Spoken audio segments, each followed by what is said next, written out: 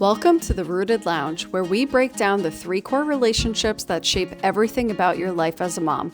Your relationship with yourself, your partner, and your kids. We're Monica and Michelle, therapists turned mom coaches, and we know firsthand that motherhood isn't just diapers and to-do lists.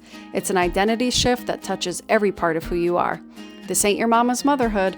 Here, we mix real mom talk, a little humor, and a lot of truth to help you feel more grounded, connected, and fully alive in your life as a mom. So grab your coffee, hide in the bathroom if you have to, and let's get into today's conversation. Hello, everybody. Welcome back.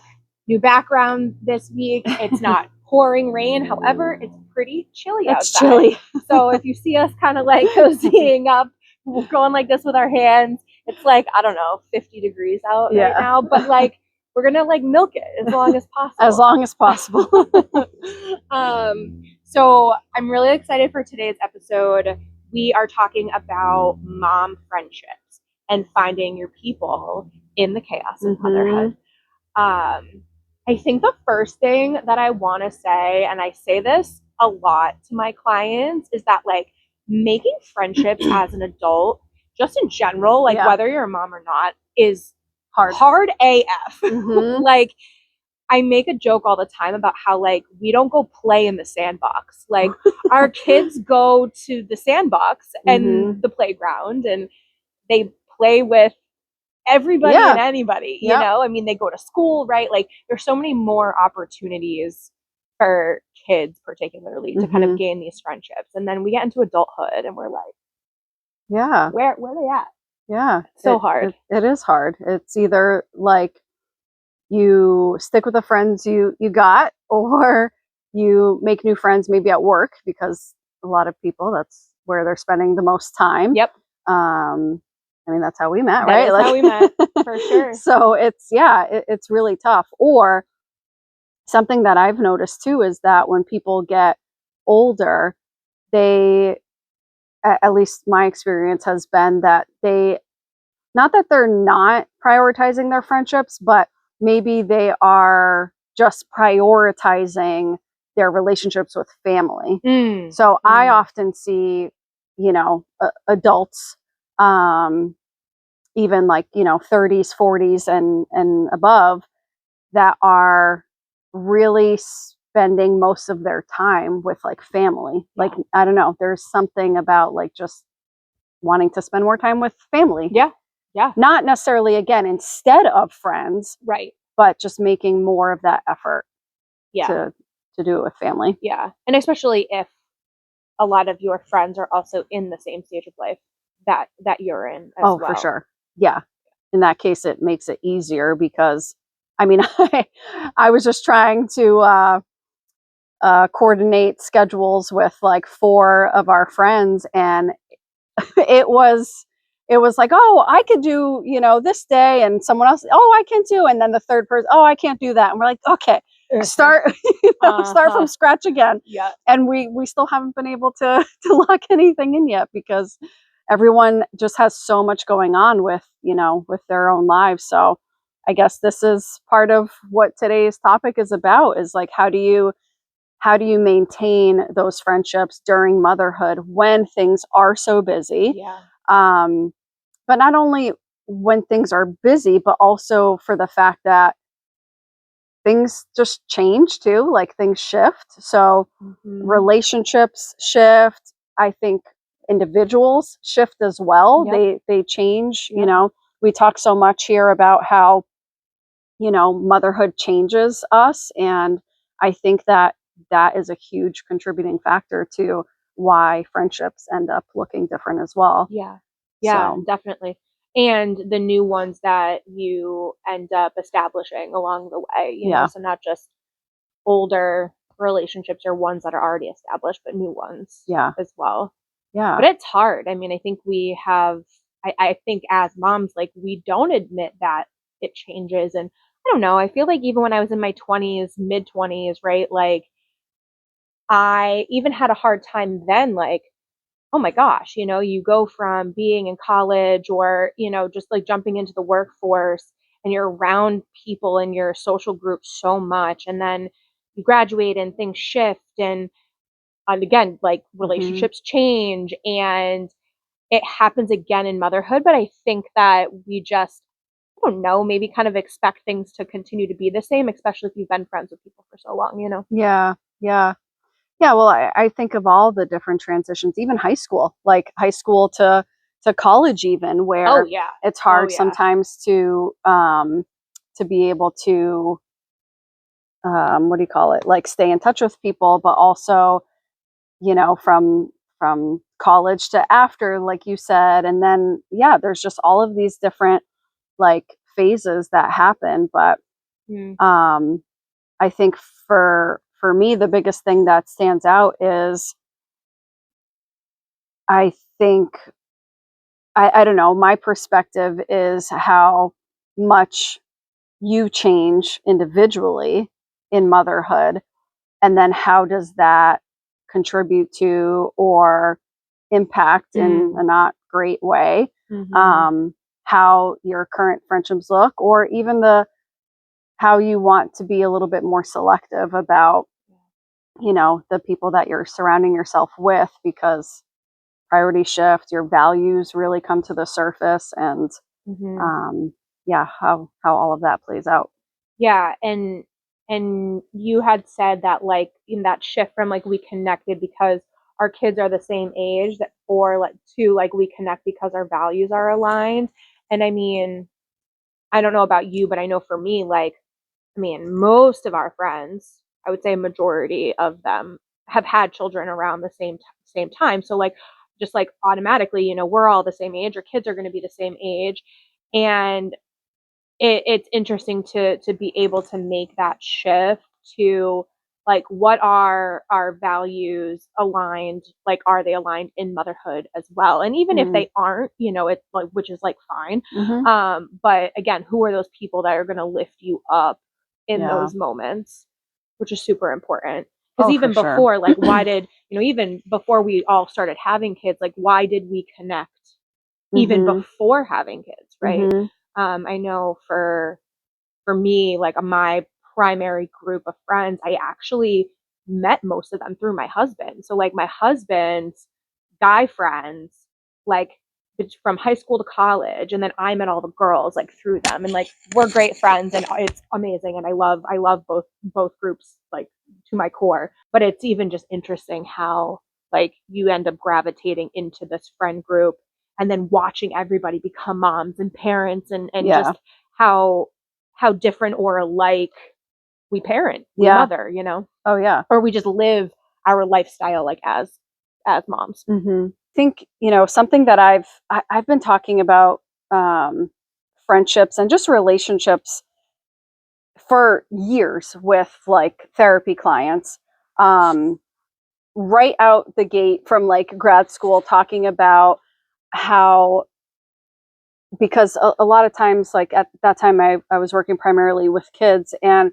a lot of the parents would talk about how they they didn't they just wanted to continue with therapy, and it was like, but they don't need it anymore. Like, yes, I understand that this has become a very important relationship in their life, but one of the biggest takeaways is that they're learning this skill now, that relationships are going to end, or they will change, or someone will come into your life and have this great impact on you, or vice versa, and they will they will leave. And it's not because anything wrong happened, anything bad happened, but this is a part of life where you're constantly going to be having the shifts. And I still talk to people about this now, where same thing, and it's around like a lot of women who are just starting families, and how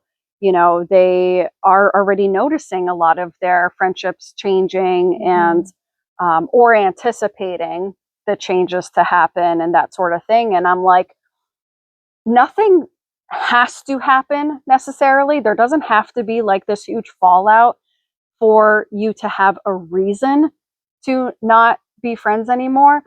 It's just life, like you're just going to go through these different stages, and sometimes naturally things just kind of phase out like that. And that's okay.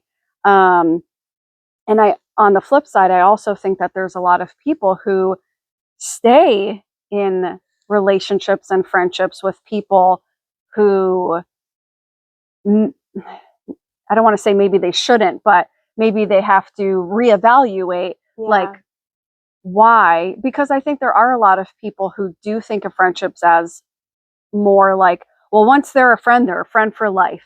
But no, like, people come in and out of our lives for a reason.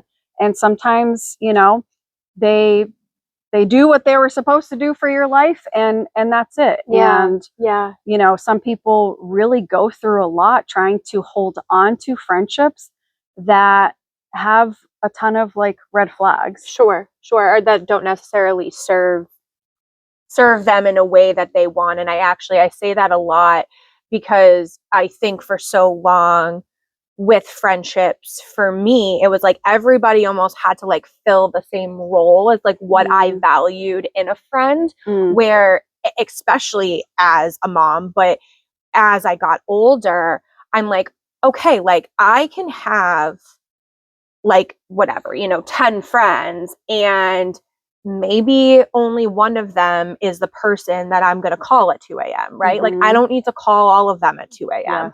Yes. And again, same thing in motherhood, when you're up pumping at, 2 a.m., like you're not going to text the group chat, like there are probably people in your life that you're going to text. Right. Yeah. And so, or call or whatever. So I think kind of going to your point that like really evaluating what your friendships do for you, and vice versa, right? Like, how you show up for them as well. But there's definitely like red and green flags in friendships with moms, like for moms. Yeah, for sure. Oh yeah, definitely. Yeah. So yeah, let's talk about that a little bit more, because I think that that's friendship, like many other things, are not one size fits all, like you said. And I talk about that all the time as well, that like people serve different functions in your life. And I say that, like, you can have one friend that's like, this is the friend that you call because you have errands to run, and you want to just go hop in a car with them. Yep. And then like, this is the friend that you call when like crap has hit the fan and like you need that person's shoulder to cry on. So like everyone kind of serves a different role in your life. Yeah. Relationships are going to ebb and flow as much as people think that they don't. They do. And it's important to like evaluate your friendships and your relationships over time. And sometimes, I don't know, that might be like once a year, once every 6 months. Sometimes maybe like once a month, to see, if you're really going through some type of life phase where there's a lot of transition happening. Yeah. Like maybe it is worth it to take a closer look at it and really check in with yourself and ask yourself, like, how do I feel when I'm with this person? Yeah. Right. And it doesn't always have to be like the other person too, like what is it they're doing? Just like, where are you feeling these shifts and changes? Yeah. So like, what kind of energy do you have when you're with them? The comparison energy, for sure. Oh yeah. Like, I don't want to say like who does what better, but like I don't know, that's just the comparison thought that I had.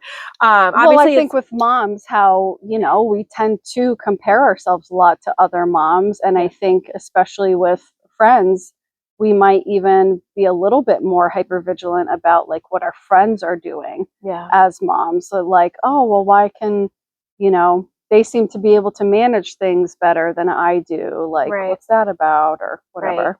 Right. So definitely that comparison. Competitive parenting, I think that's another one that's probably important to point. And honestly, like, obviously if your friendships, like the mom also has a partner, I mean, that could also influence the relationship as well.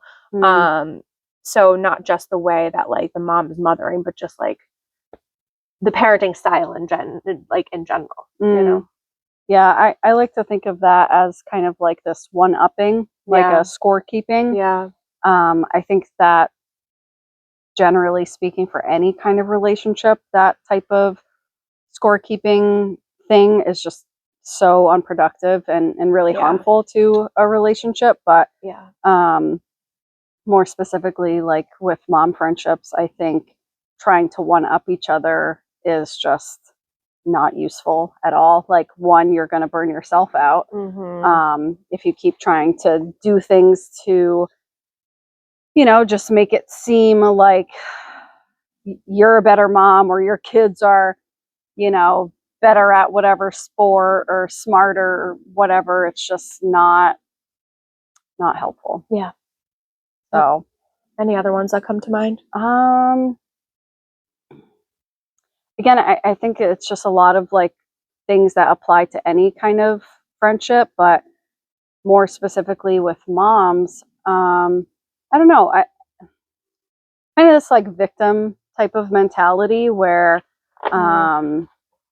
well, like, again, it kind of overlaps with the comparison thing, but like, I can't do that because I don't have family around. So, like, you guys have both sets of grandparents. So, like, but I can't do it because I have a babysitter.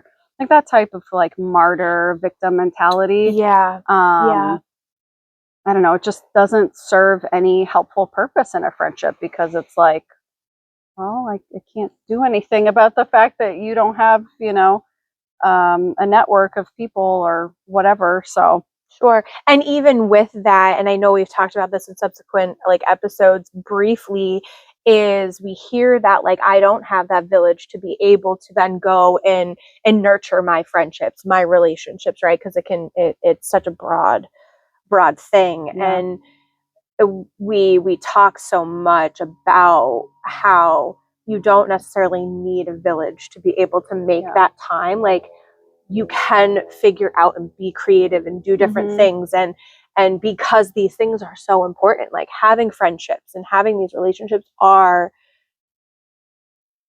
just as important as a lot of other parts of your motherhood, you know, because we need that girl time. I mean, honestly, even if it wasn't girl time, we need that couple time with other couples. We need that time away, and again, even if it's for an hour or two or whatever, you know, like it kind of aligns with all of the core relationships that we talk about in the Rooted Lounge or just Rooted Motherhood in general. Yeah. Yeah. And I think when you were talking about village, what came up for me is that I think some people have a perception that a village means you have to have like, I don't know, 50 people like in your corner. Like you don't. It can be a handful of people. And again, everyone serves a different role and a different kind of purpose in your life. So no, we're not talking about just having like how many Facebook friends do you have, or like, no, we're talking about real people who you can count on for different things. And I think, just some other kind of green flag type of situations is like being able to show up as who you are, being really authentic, not feeling like you have to filter yourself because based on who you are as a person, as a mom. Like because you don't want to worry about, oh, well, like, are they going to compare themselves to me or whatever? Like, none of that stuff. Like, just being honest and authentic and finding the women and the moms who want that as well, right? Because there are a lot of people out there that end up doing that comparison, maybe unknowingly, and then you don't feel like you can show up authentically. So I think those also go hand in hand. It's like the competitive or the comparison kind of energy stops moms from doing what you're talking about. And so I think, again, like those go really hand in hand with one another. That if those things aren't happening and it's a warm and welcoming and like, show up as you are, it brings such a different energy to the relationship. Yeah, definitely. And I think, with also like not only how are these friends showing up for me, but how am I showing up for them too, right? To your point where it's not just all about what are they doing for us, how are they what are they bringing to the table, but also us, like, how are we showing up for them? Are we being a good friend? Are we checking in with them? We might not be able to respond to their text right away, but we do eventually, respond. And that reciprocity is, I know for me particularly, reciprocity is super important, right? Like, what am I giving, and what is that friendship giving to me? And it will never be equal, even in the best relationships. It'll never be equal. But I think a lot of times I come across a lot of clients who always talk about how they give and give and give for any relationship, but specifically friendships, and they're not getting like the same energy and the same kind of value back. And that's a really important place to be able to say, okay, this is what I value within a friendship, and if this person isn't able to provide that, or maybe you're not able to provide it, right? And then you kind of make your decision based on that. Yeah. And I think I think it a large part of how we understand friendships and relationships is a big contributing factor to how those are going to look. Oh, totally. Because if we have these really high or unrealistic expectations of like, well, I give and give, but she doesn't, or whatever the case may be, it's just not helpful. And so acknowledging that, like, yeah, your friendship is going to look different from time to time, even if it's just like for one very small period of time, because I don't know, one person just has a lot on their plate. And it's like, well, you can't expect them to still be showing up the way that they typically do, maybe. But I think, like, in a larger sense, that we have to have a more flexible mindset around, like, yes, it's always easy to be like, oh, is it me? Like, and take it personally, but also giving other people and ourselves grace and, understanding that things shift. And so long as you are, I think, keeping a pulse on it. So if you are really assessing and evaluating things from time to time, you're not going to fall into these kind of traps where you're like, oh my God, is this friendship over? Or whatever, some big dramatic thing, because it doesn't have to be that way. And I think when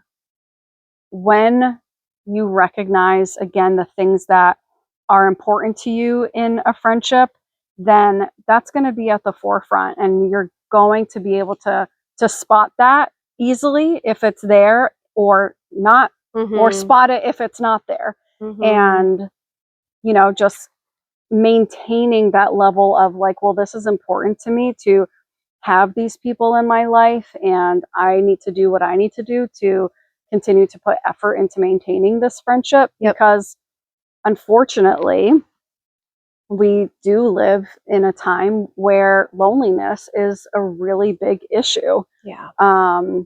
Which is interesting because there's social media where there are ways that we can connect and stay connected to people, but on the same level, like, sometimes people disconnect from real life in person and, really dive into more of the virtual stuff. So it's just interesting how things kind of play out. But I think it's just important overall that we have this really good understanding of what to expect from friendships and how we can also show up as friends, to really, like, eliminate this like friendship burnout, because I feel like this comes up a lot during motherhood, right? Yeah, absolutely. And kind of going to I think what you said earlier on in the episode, that we continue with these friendships and we are so kind of spent, like we are really burnt out. And so whether that's you're giving too much, or maybe you're not able to show up and somebody else is showing up too much, and then you start to feel like those emotions that come with that. I think there's a lot of ways that that burnout can show up. And And on the flip side, not just keeping the relationship or, you know, potentially letting it dissolve, it's also allowing for yourself to know when you have the energy in motherhood to give to your friends, right? Like, I think that that is really, really important for us to talk about. And I think that kind of goes into some of the other things that we want to talk about today, that I know for me, I mean, I've always been a very outgoing person, and I've always had, you know, a relatively decent sized group of friends, you know, pre-motherhood, pre my husband, you know, even now.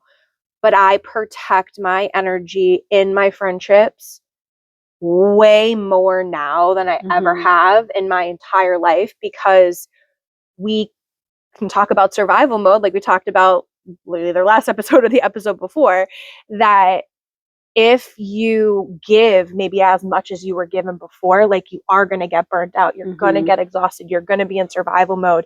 And truthfully, if you're able to kind of disperse that energy, you're going to have more fulfilling relationships, friendships, particularly because, I mean, friendships literally are what, from what I see, most moms put like way at the bottom, right? It's like, okay, we kind of, we brush off our partner. We don't, you know, pay attention to that relationship. We don't pay attention to the relationship with ourselves, right? So those are like 1 and 2, and then our kids, right? And then friendships, I feel like, are like, those get really lost. And so it's really about protecting that energy and still being able to show up for your friends when you can, but also being honest with them when you can't. Yeah. And that takes me to thinking of the general conservation of energy as a mom.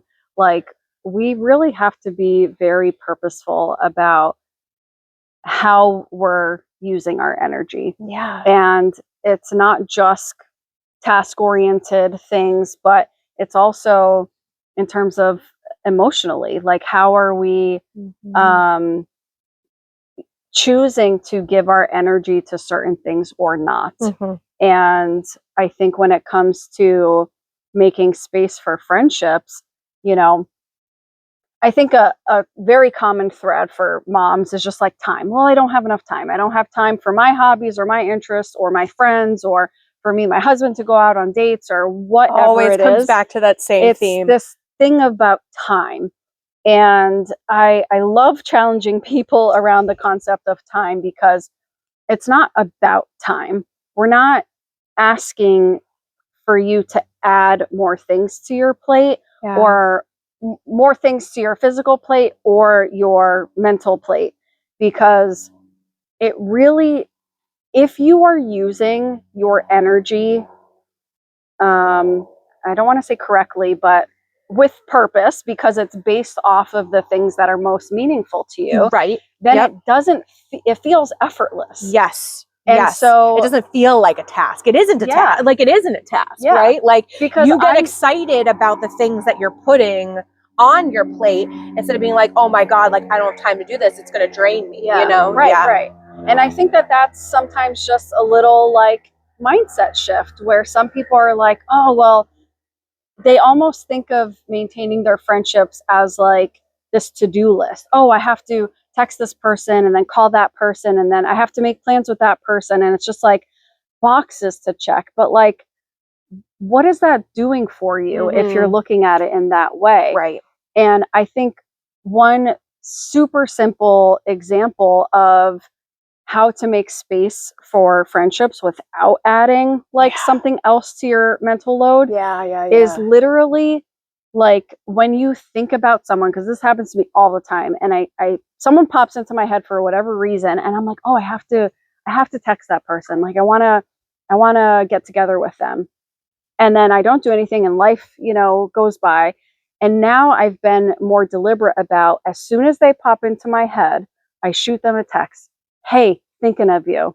And that's it. It's not even like, let's make plans or whatever. Like, sometimes it's just, hey, just thought of you. Hope you're doing well. And that's it.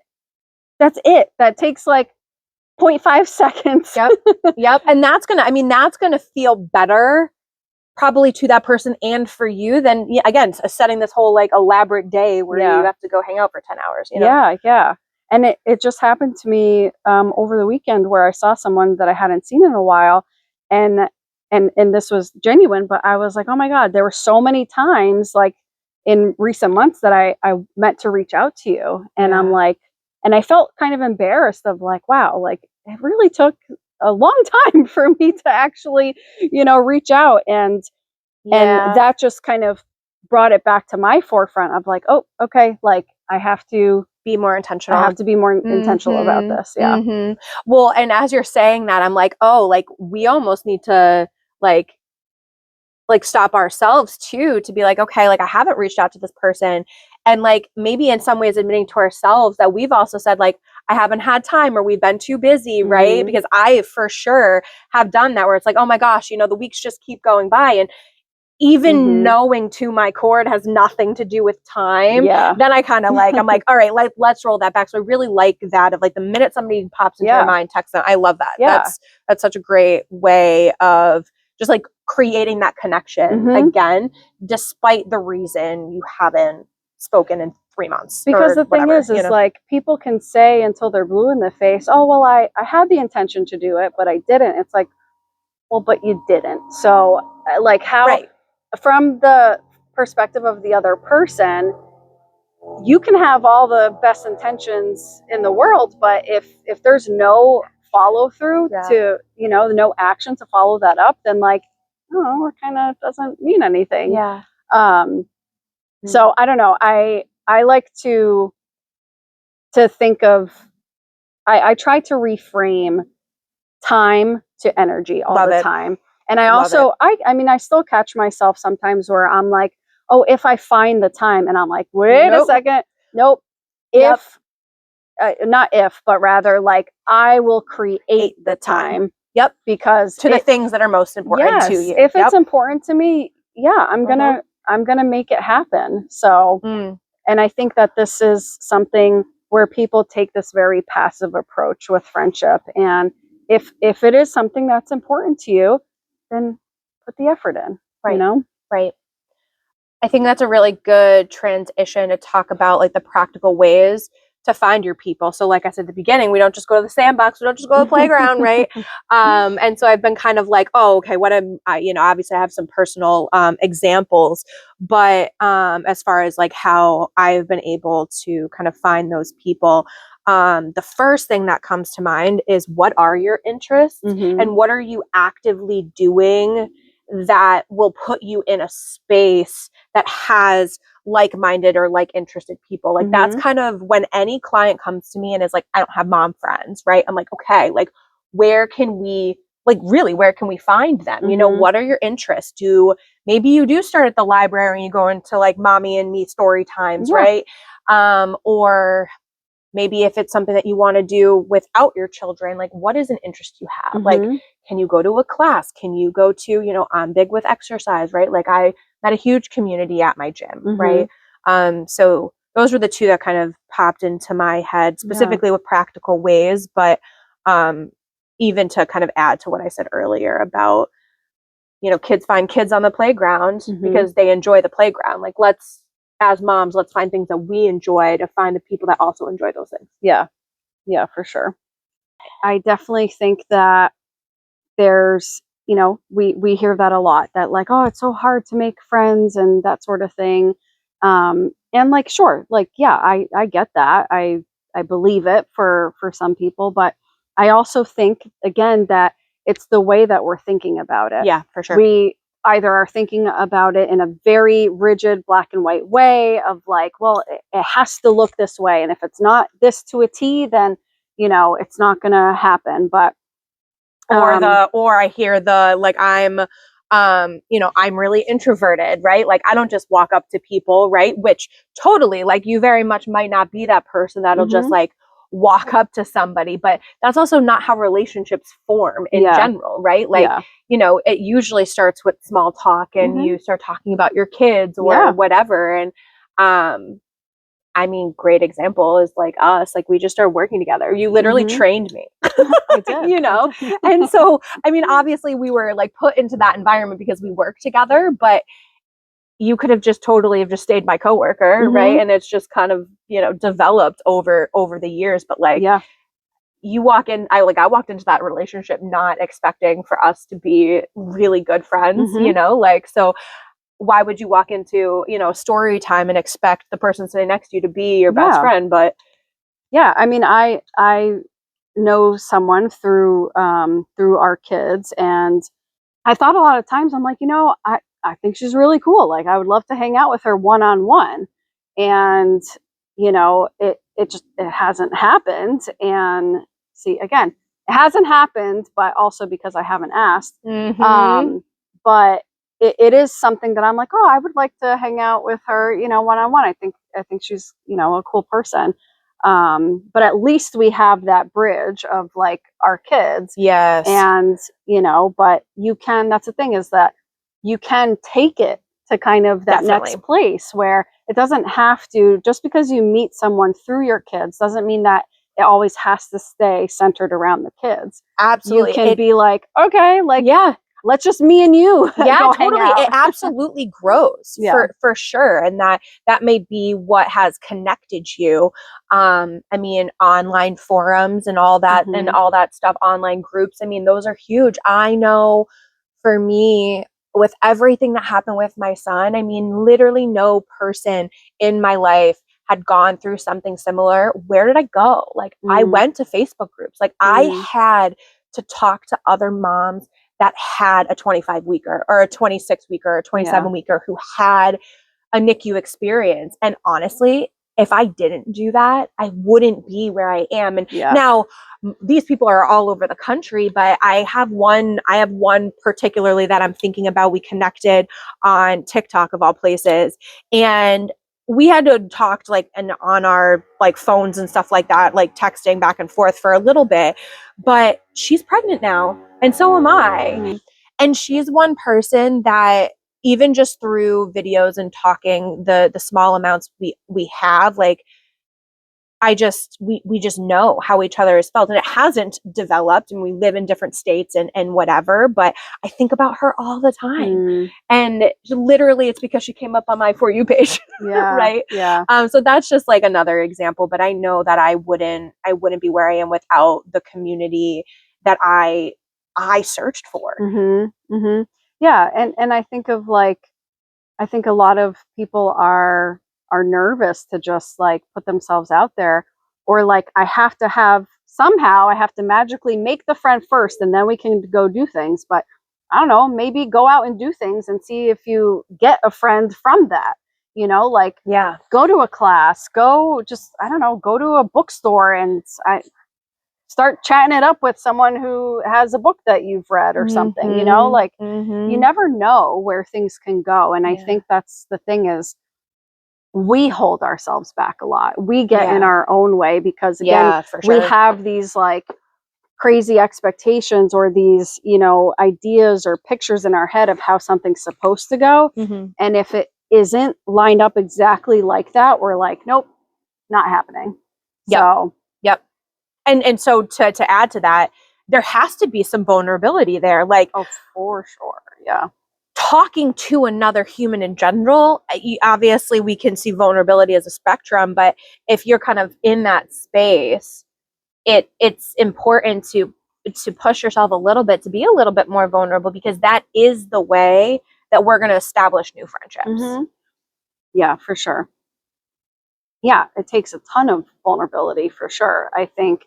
And I think that might be a large part of why people struggle to make friends, because they're afraid to show their true selves, or they don't even really know who they are. They're kind of out of touch with who they are, and so they don't know what their interests are, so they don't, you know, go out and, you know, turn their interest into a hobby, and then end up kind of like isolating themselves, or and, you know, it just doesn't add up to a good way of making friends. So I think it's we're always going to come back to, it's all based off of the intention that we put into things. And I think it's that coupled with redefining how you think about things, because the way that maybe you thought about friendship in, grade school to then high school to then college, like it's going to continue to shift over time. And so I think as soon as you have a better idea or handle of what friendship means to you, what you want it to mean to you, then you go out and do it, go have the friendships. And I also think that a huge part about that is also, just like with anything else, our kids are able to see how we're prioritizing friendships. And also they're learning those social skills from us. And yeah, just learning, how we're connecting with the outside world, not just like, our internal dynamic of the family, but like how are you showing up with the world? How are you connecting with the world? Yeah, I love that. So I guess to close, and we say this a lot with everything that we talk about, but you mamas deserve friendships that nourish you. We say like you deserve it. Like you deserve that relationship with your partner. You deserve that relationship with yourself. And you absolutely deserve friendships that are going to nourish you and not drain you, even and especially even in motherhood. Yeah, 100%. So actually, a good segue is that we have a lovely free Slack community. It's called Connected AF. And we started this because we know that it's hard for moms to, make friends, maintain friends, meet new people, that sort of thing. Yep. Connect on a deeper level. Yeah. So we wanted to create a space for moms to be able to do just that. And we pop in there, and sometimes we throw in some challenges or just different insights, tips, different things like that. But it's really for you guys. It's for you to have a place to connect with other moms and have fun and be relaxed and that sort of thing. So you can, we'll put the link down below, but that's called Connected AF. And again, that's a Slack community. But as usual, you can find us on Instagram at beyond.being.mamas. And what else? I think that's it. Okay. So come join us. Come hang out. Yeah. Alrighty. Love to have you. Bye.